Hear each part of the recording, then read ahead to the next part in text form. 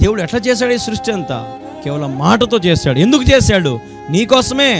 హల్లెలూయా, హల్లెలూయా. నీకోసం నా దేవుడు కార్యము ప్రారంభం చేశాడు. ఘనమైన కార్యాలు దేవుడు చేస్తున్నాడు, స్థిరమైన కార్యాలు దేవుడు చేస్తున్నాడు. ఆశ కలిగి ఉన్నావా?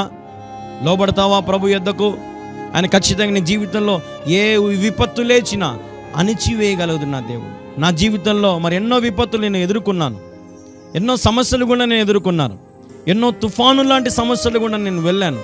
కానీ దేవుడు నిజంగా నాకు ఎంత సహాయం చేశాడంటే, ప్రతి చోట నాకు దేవుడు సహాయం చేస్తూ వచ్చాడు. గాలి తుఫానులు ఆగిపోయాయి, చల్లార్చబడ్డాయి. నా మీదకి ఉప్పొంగాలని చూసాయి, నన్ను ముంచాలని చూసాయి, నన్ను చంపాలని చూసింది సైతాను.